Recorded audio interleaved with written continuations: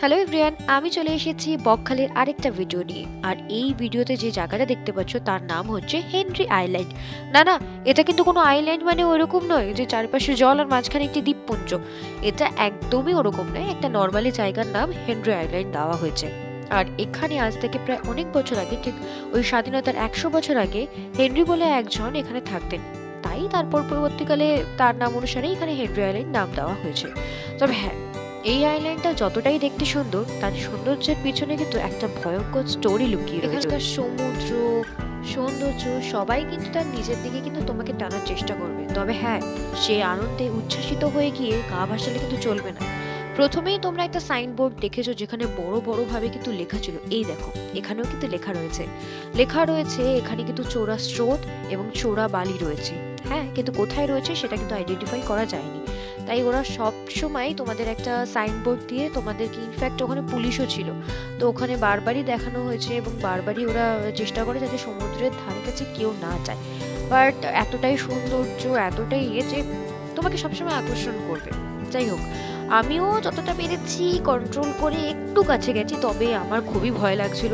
আর সত্যি বলতে গেলে চোরাবালি বন্ধু এমন একটা জিনিস যে নিজের পরিজন যদি ডুবেও যায় কেউ পারবেও না গিয়ে বাঁচাতে। তাই জন্য বাবা যা আছে দূর থেকে দেখো, বেশি একদম গা ভাসানো কোনো প্রয়োজন নেই। যাই হোক, এই হেনরি আইল্যান্ডে ঢুকতে কত টাকা লাগে সেটাকে বলে দিই। এখানে পার হেড 10 টাকা করে। তবে হ্যাঁ, আমি তোমাদের সাজেস্ট করবো সূর্যাস্তর সময় কিন্তু একটু যেও, তাহলে বেশি সৌন্দর্যটা উপভোগ করতে পারবে। তবে হ্যাঁ, এত ঠান্ডার মধ্যেও ওখানে কিন্তু কোনো ঠান্ডার কোনো আওয়াজ পর্যন্ত নেই। তবে ওই যা একটু প্রোটেকশন নিয়ে রাখা ভালো।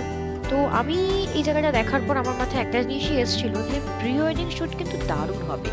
অনেকে গোয়ায় যায়, অনেকে মন্দারমণি যায়, তবে আমার মতে সস্তায় কিন্তু এটা প্রি ওয়েডিং এর জন্য ভালো। হ্যাঁ, তোমার যদি এখন ভ্যালু বেশি থাকে তাহলে তুমি অনেক ভালো ভালো জায়গায় যেতে পারো, বাট অনেকেই আছে না একটু সস্তার মধ্যে যদি প্রি ওয়েডিং সারতে চায়, তো এটা তাদের জন্য বেস্ট। তবে হ্যাঁ, এখানে সৌন্দর্য সত্যি খুব নিজের দিকে আকর্ষণ করে, মানে আমার খুব ভয়ও লাগছিল। আমি এটাও ভাবছিলাম যে কোথায় আছে এখানে চোরাবালি। যাই হোক, এরপরে আমরা চলে গেছিলাম শুটকির শপিং মলে। হ্যাঁ, শুটকিরই শপিং মল। তবে হ্যাঁ, শুটকির নামে শপিং মল, তবে এখানে কিন্তু সমস্ত ধরনের মাছ পাওয়া যায়, যেমন পমপ্লেট পাওয়া যায়, অক্টোপাস পাওয়া যায়, সব কিছুই পাওয়া যায়। ওরা নাকি একটু স্টোর করে রাখে একটু অন্য কিছু প্রসেসের মাধ্যমে। তবে হ্যাঁ, এটা ঠিক কথা, এখানে কিন্তু প্রত্যেকটা মাছই টাটকা এবং স্বাদও কিন্তু অসাধারণ। আর এই টাটকা এত বড় বড় মাছ সবই কিন্তু সস্তায় তোমরা পাবে, মানে এত বড় মাছ কিন্তু দাম খুব বেশি নয়। তবে তোমরা হয়তো ভাবতে পারো তার মানে দাম কম যখন তার মানে কিছু তো গড়বড়ে আছে।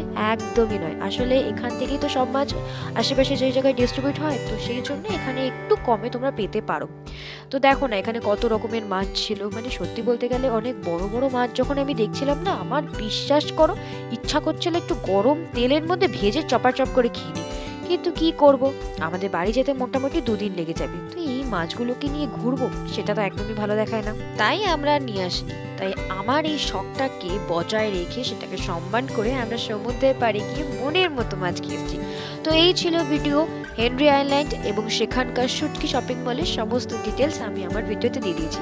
ভালো লাগলে চ্যানেলটাকে সাবস্ক্রাইব করে দিও, লাইক করে দিও আর শেয়ার করে দিও।